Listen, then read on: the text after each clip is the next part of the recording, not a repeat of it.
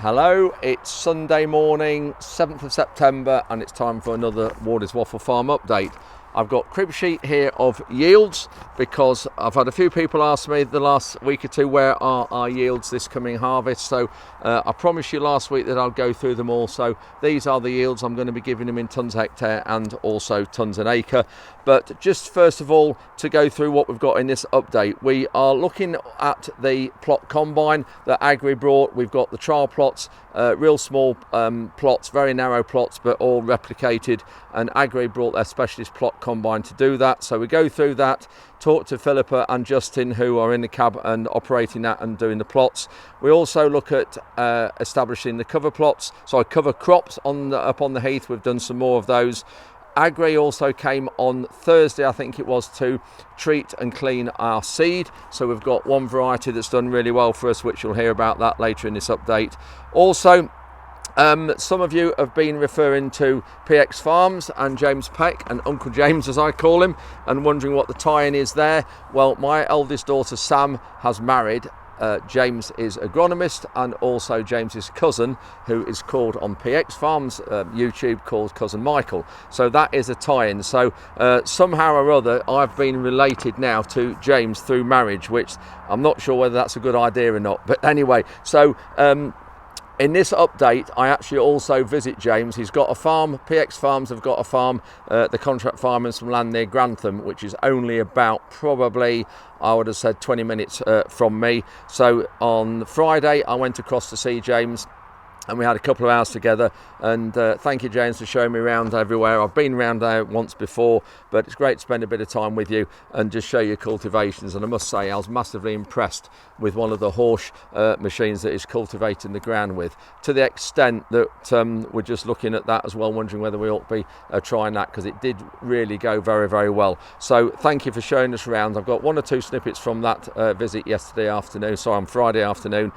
looking at that. And also, though, some of you who are regular viewers for this channel and also James's PX Farms channel realise or know that my cousin, sorry, not my cousin, James's cousin Michael, it's all getting very confusing. James's cousin Michael and James are having a weight loss, competition, I suppose. So we're over last weekend, and it was my grandson Oscar's 7th birthday party. And of course I was there with James and Michael, and Michael decided to bring the bathroom scales down onto the patio. So some of you will have seen this snippet because I sent it to James in the week and he posted it on his video on his YouTube channel. But some of you won't have seen, or most of you won't have seen this other little snippet I put up where Michael and James are standing back to back, comparing their stomachs. So quite amusing footage. So this is the clip of them having a weigh-in on the patio at the party last Sunday. So here we are. Hang on, Michael, you need to get back on there. We've got a weigh-in. I am. Has it gone off the scale? I'm fully clothed, Andrew. Get off! I've just got to see it. I'll make sure. Right, come on, let's have a look at this. What? I told you I'd lost weight. Right, come on, weigh in.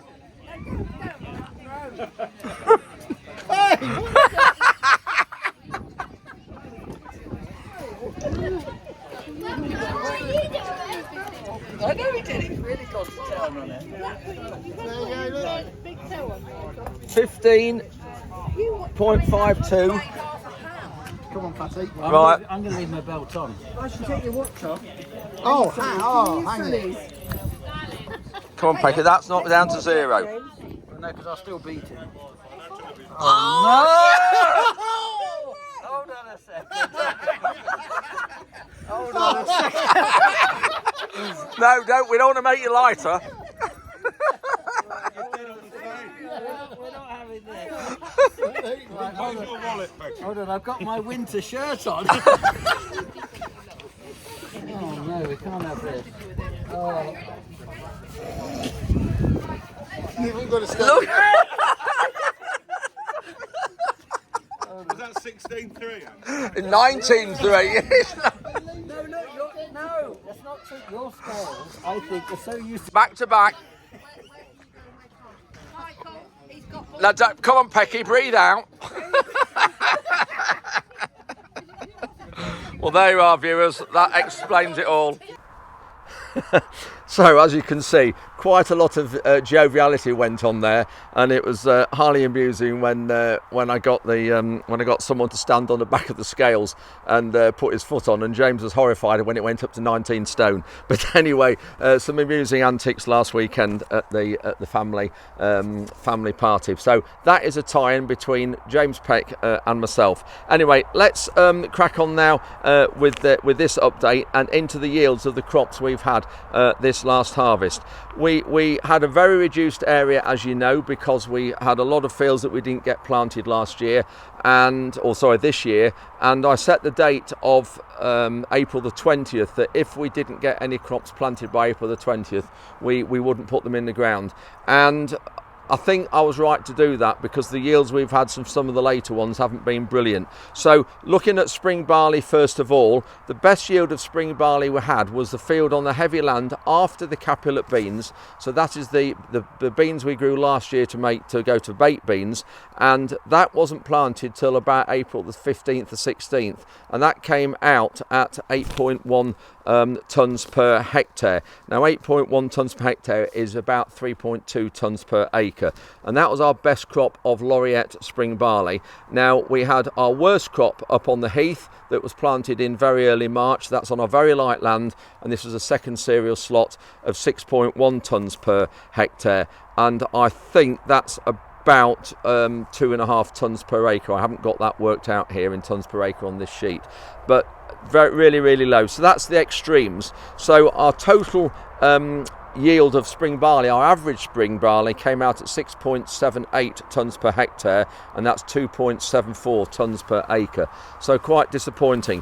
One thing I would like to add is all the figures I'm giving you now are the actual planted areas. They are not the areas that we've had, the actual combined areas, because some of you will remember, regular viewers of the channel will know that we had a lot of fields that had water stood on them, and we mapped those out with the Polaris, and we didn't treat those with fertiliser or chemicals through the growing season, but they were planted with seed. So every figure I'm giving you now is from the actual field area, not the reduced combine area, because I think that's right, because you can get distorted and fool yourself. So these figures are the actual full field area, despite not combining that area.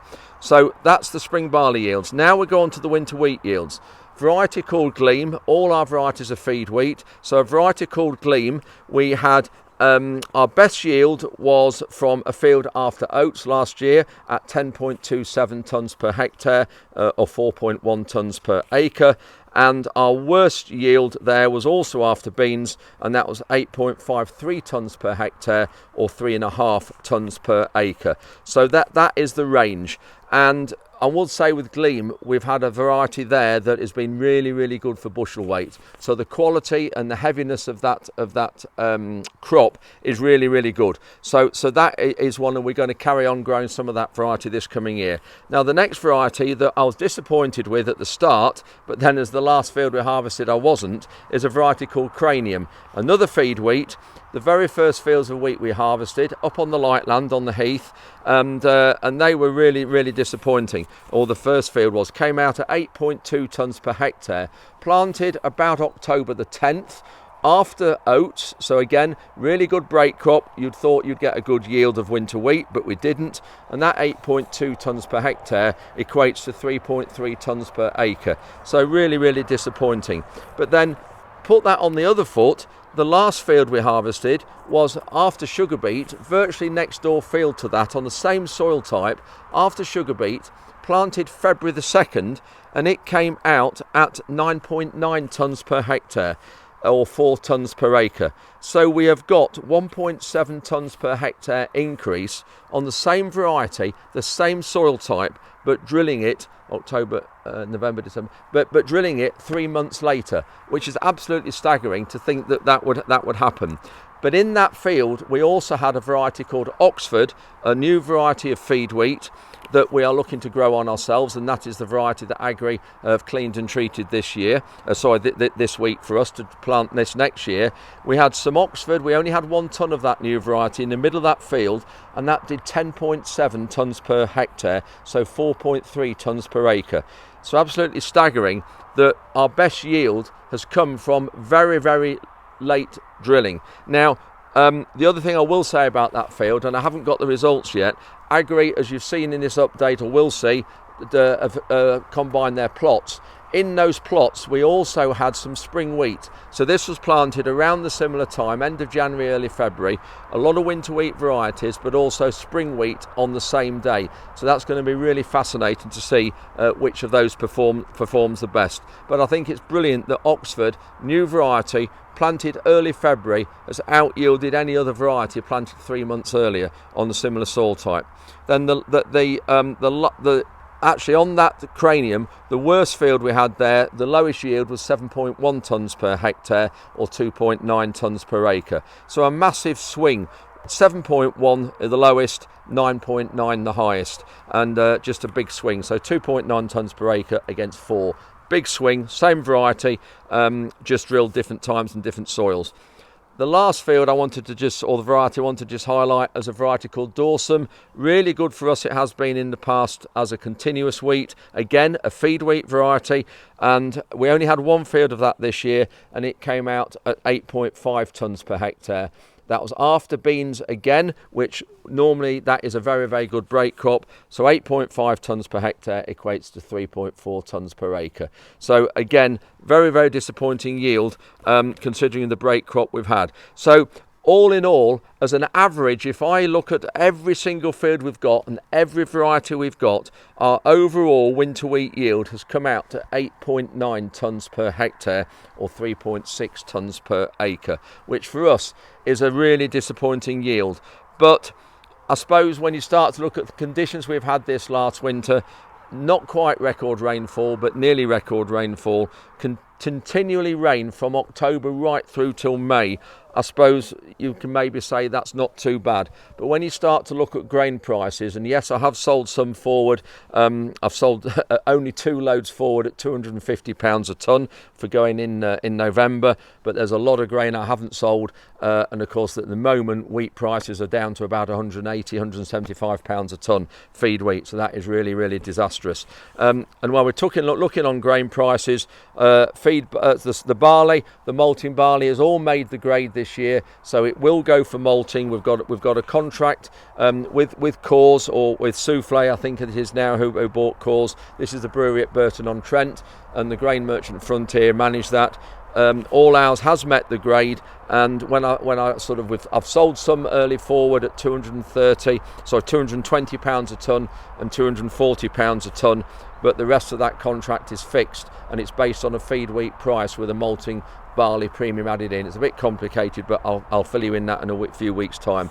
So I'll come give you an update on the barley prices, but the grain prices at the minute are really, really low, and of course the yields we've had are meaning that the margins this year are going to be very, very slim. A nice sight to see. The little plot combine has arrived. This is Wednesday morning, Wednesday lunchtime, and Justin is on there harvesting the Agri trial plots. We'll have a closer look at it. Quite an interesting machine, and a very, very expensive machine as well. I think these machines, from memory, are they £200,000? I can't remember, but there's a huge amount of technology on it, and it requires 2 people in the cab, because Justin's got an assistant sat backwards way on, if you like, facing the grain tank, and handling all the samples and collecting all the data. Tom's got the Elita there putting the cover crops in this field. You can see the little unloading spout on the side, so we have to have a small lower trailer here for it to go under the side. So we've got the new Bailey contract tipper. Well, I say new, we got it just over a year ago.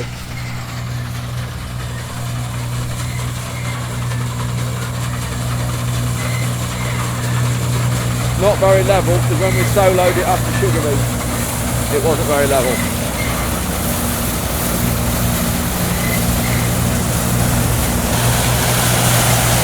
So that's one variety, that's one plot. just done there. So all the plots are the same width. They're planted with specialist equipment, so it's the right size. You can see there.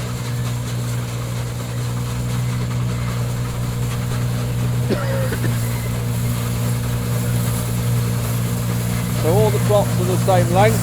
It's been down here and just cut that out, so they're all the same length, and they multiply it up to get to a hectare.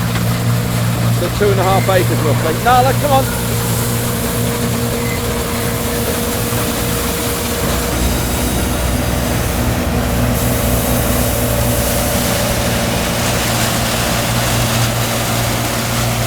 We'll have a look in the cab in a minute with Philippa and Justin. These are the trials, these are the seeds they've collected from each plot. So what goes on in here then? Who's going to talk to us? Justin can talk you through it. Come on, have Let's have a look. Yeah. So this is the seat I was explaining about that has to have Justin has to have a buddy. Yeah. So where's it comes out there? That's where the sample comes out of. Yeah. So Yeah. once I've cut the plot, you'll see all the data will come up here. I'll press the little enter button. It'll go do the cycle through there, and then you'll get a sample of that plot come out that way. And is that just a sample of that plot? That's Yes. not, yeah. And then the rest of the grain obviously goes in the tank. Yep, correct. Yeah. Yeah. So I've got all the data here going on. So I've got your moisture. Don't focus on that too much. Yeah. We know it's a bit high Yeah, today. you've got your spec weight, and this is saying we're doing 14.3 tonne. We're not, because that's set to 10.5 Different metre plot plots, lengths. but obviously we're wider tram lines, Yes. so it's slightly.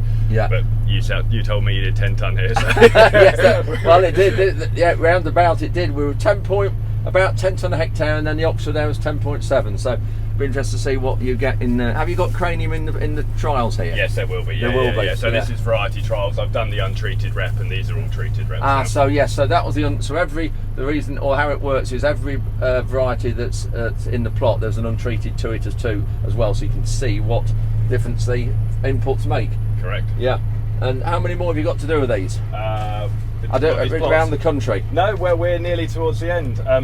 Yeah, you're one of the last. Oh dear, terrible. As the guy in the West was telling me. Yeah. Yeah. He saw your YouTube. Oh, did he? Yeah, they said it ought to be done now. So that's good. So and around the country, how many of these do you have? These trials, the sites as such, 20, 30 odd, I Yeah, would suggest. all- yeah. Not national ones, we would probably have 10 to 15 Yeah. different variety trials. Yeah. And this combine, am I right in thinking it's over 200,000? I know it's fairly expensive, isn't it? Yes, exactly. Yeah. So, but when you look at it, it's not high tech in the cab. No, it's not. The grain gauge costs quite a lot of money as well. That's because that's doing all the readings. Yeah. Basically, the grain goes through in buckets, so about 2 kilo buckets. Yeah. It goes through in each bucket. It takes a measurement of the weight, Right. the moisture, and the spec weight. Great. All right, Justin, thank you. No. So, what's your job? So I'm sampling. So basically, when Justin's cut the plot, I then put a bag onto there, and that sits on there. Yeah. And it comes through. Once it's gone through the harvest master to get the all the data, it comes through there, comes out of there, and that comes about halfway through the next plot. And you never get any of these muddled up, of course. Try not to. No, because that will absolutely cock it up. And is that the plan there behind you? Yes. Yeah. That's So you the- know what's what, where you are. They're all Yeah. individually labelled. So. Yeah. So on there, so we've got, what's the trial? What's that 24290? So that's our code number for the trials. That's so we know what trial is what. So that's this site has got that one number. Yeah. Yeah. Just one trial. Yes, right.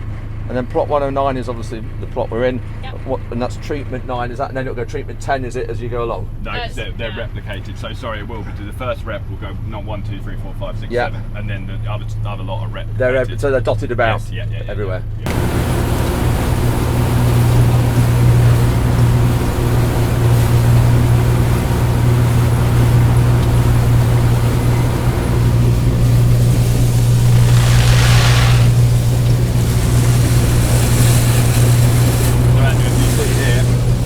This is all the data coming through. Yeah. You know, I told you it did it in different buckets. Yes. So each bucket is nearly 2.5 kilos, and it'll give me a moisture reading and a spec weight for each bucket. Ah, right. And that's going through there. through there, that's collecting it. Yeah, so once it's gone all the way through there, I'll see all the grain will go.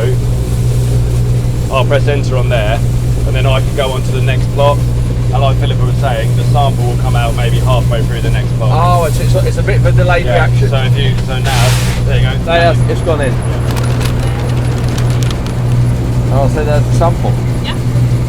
And it's weighed everything you've got off that one plot as well. Yeah. Yeah. Fantastic. So we've got started with putting the cover crop in.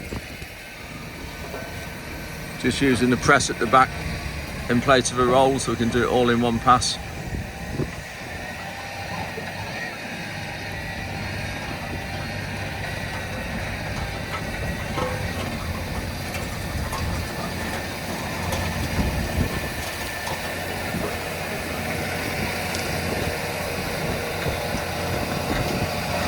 Really good going up here, up on the heath. This is the field, one of the fields we're having the Capulet beans in next year. So it should grow really well up here. So the seed is going down the tubes in front of that roller. Got a mixture of oats, radish, and using up a bit of senior and buckwheat and things that were left over for harvest when we put the cover crops on the land we didn't get drilled.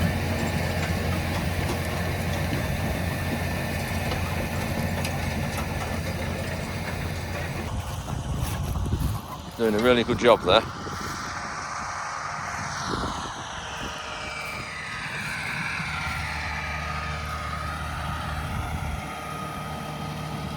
So Ruben's finally blowing the combine down. We've still got the Capulet beans to harvest, the baked beans, but I think we've got John Deere coming with their flexi header to do those. That'll be really interesting to see how that works, because we had the McDon header last year on the New Holland, so had to see how John Deere's equivalent header works will be really interesting. So this, now we're going to take all the panels off this, and it will take probably a couple of hours to blow this down while we've got this compressor on hire, and then we'll be able to get the compressor taken back to Sunbelt in Lincoln. We used to have our own compressor, but it wasn't that reliable, and the problem is when you're opening it up like this and blowing continually, it used to overheat a bit. So this bigger compressor's a lot better, so it's much better to hire one for a month to 6 weeks. So Ruben will blow all the header down first, and then take the header off, put it on the header trailer, and then concentrate on the combine. A lot of panels to come off the combine. We'll store them off the combine on a pallet up on the racking out the way so they don't get damaged in the winter. We had the insurance assessor over yesterday to look at this, so again going to do this for the winter time. You can see it's bent it there and there, but the chopper mechanism's in front of that. So this is the spreader mechanism that spreads the straw. You can see it's looking like that. So, but we'll get it sorted in the winter time when we do a winter service. Someone commented the other day about Ruben, why hasn't he got overalls and a mask on? And you'll see he has most of the time. It's just when we're getting ready and swapping from barley onto wheat, I think it was a 5-minute clean and he didn't. But huge amount of dust on the combine, and we'll try and blow it all down, and it just leaves a bit better for the winter, a bit less of an area for mice to go in, but it's still a job keeping mice out of a combine. Busy Thursday morning. We've got the Agri people have just finished there, and I'm just off to Lincoln to have a haircut at the same time taking the compressor back that Ruben's been using to blow the combine, so get that off hire as well. So that's got rid of the compressor straight away, all into the workshop. And here's Tom Barnett, who we know, just the job. So that's got rid of it for another year. Some of you will recognise this number plate here and recognise where I am. I'm at Uncle James's farm near Grantham, and just having a look round with him. That's James Peck, PX Farms. Good lot of you I know watch his channel. So he's only half an hour from me here. Anyway, we've got a Challenger here working with a 12-metre Torano, doing a cracking job. So we'll just have a look at that. James has jumped out of his truck as well, so we'll have a word with James in a minute. James is on a 12-metre controlled traffic system, or CTF as it's known. So what that means is that all his machines are 12 metres wide, so they all run in the same place. You can see here, we've got a wheeling just here where we are. So at harvest time, the combines will run in here. The chaser bins that he has emptying the combine will run in here. Here's another one, and then his sprayer will be 36 metres wide. So that's 312s to 36, so all the weans are the same. This here is where is the tram line. This is a sprayer, and this actually will have been pulled up. So he's subsoiled this to pull these headlands, sorry, to pull these tram lines up before the Torano comes in. You can see they've pulled up the tram lines first.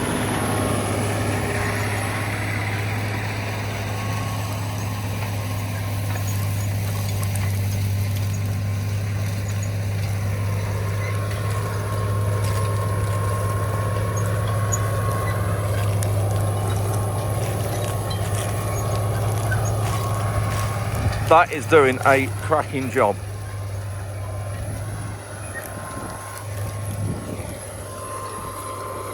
Right, James. So, looking at this land, it is quite heavy. A lot of clay in it. Yeah. You'd consider it heavy? Yes. Yeah. You've put gypsum on it to help that, Yeah. to try and break it down a bit.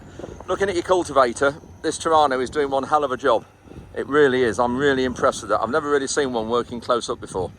What's a couple of nice features about it? It's got the spring Yeah. resets, Yeah, as opposed to hydraulic, yeah. and he's running about probably 5 inches. And you're covering 12 metres each swath. Yeah. So there's the second one just down there. We've just had a look at that.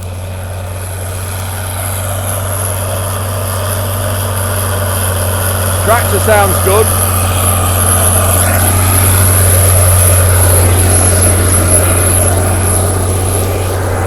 That really is doing a cracking job.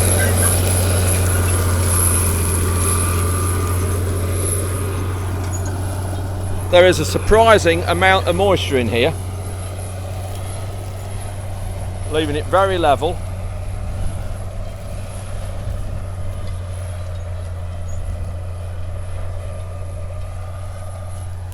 Mixing everything up.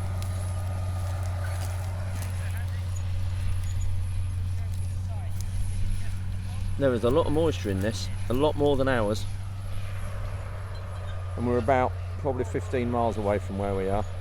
There's both working, one there and the other one there. So, looks like you got a lump of sand there, James. This is man's land. You ought to take a bit of this home so you know what it is. I've brought it, that's where that's from. When you're trying to convince everybody you farm man's land, you can put this on your kitchen table. Dear, oh dear, look at that. So, this cultivator then, you've been using these for a long while? Yeah, I think we had a 6 metre, then we moved to a 12, and then this is our second 12 we bought this year. So the first 12 is up there in the distance, the Raymond's on that one, so we've got a pair working together. Yeah. And we've done 4 seasons now with the 12, and I had 2 of the 6s before. So we've done probably about now 7 years with a Torano. Yeah. So this is an FM. It's a much stronger framed one. So what's the FM denote? Just a beefed up frame? Yeah, and then the previous one I had was a GX. Yeah. Which is a 6.3 GX, which is a nice machine, but it's not as solid a frame as these. These there's a lot of metal in these. Yeah, you can see that. And what Horsch is really good at is building 12 metre equipment. Yeah, yeah. And not many manufacturers can build them that wide. No. You can. And the other thing I'll tell you what that notices straight away, is how level it's running. Yeah. Whereas a lot of wide machines, you'll find the wings come up at the sides, don't they, at the ends. That is really level.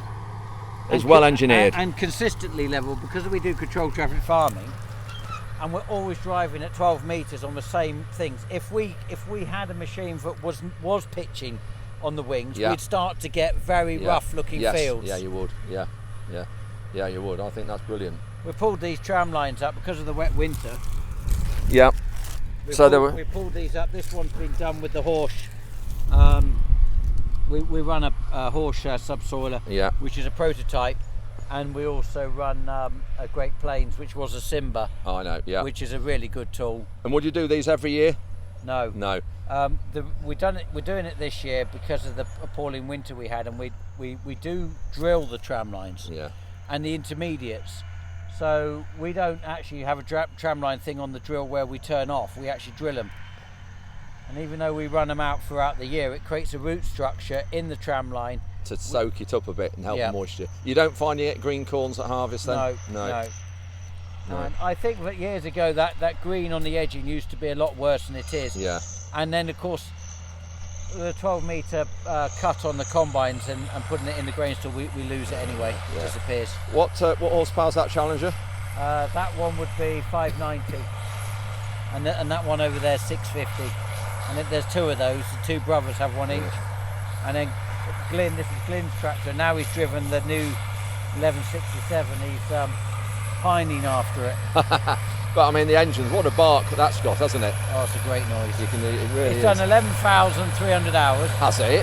Yeah, we've had it since new, 2011. And it does the drilling as well. Yeah. Incredible. This gypsum, we get this from Nick Mountain. Yeah. You ought to take some of that home because it's supposed to do wonders to help you grow. Help me grow, not help crops grow. Look at that. So that's what James is on about, getting the right light, this white particles. Yeah. And it's meant to open up clay soils and do clay soils a world of good, isn't it? Yeah, I mean in Australia they're really keen on gypsum. Yeah. I mean They've got- effectively, you know, this is recycled plasterboard. Yes, that's right. Yeah. And it's come from a waste plant that's recycled it. Yeah. And they, you know, you often see advertised now that they're reusing this in new plasterboard as well. Yeah. Yeah. But this is supposed to doesn't add any sort of benefit in terms of NP and K. No, but it is as you rightly say, supposed to improve the soil. Yeah. Release, you know, the workability of it and the water filtration, but also allow the roots the access to get down to the lower P and K. Yeah. Yeah. Yeah. No, it's good. I mean, That's great seeing them both there together. Look at that. yeah, and that tree. Yeah. That's a real picture of agriculture, isn't it? Isn't it? Great shot. So there we go. That's the end of another Wardy's Waffle and a Sunday morning update. Thanks very much for watching. I hope you enjoyed it. Lots of info at the start on yields. Please come back to me with any questions. I'll happily fill you in on anything that I haven't explained properly at the start. But thanks very much for watching, and we'll see you midweek.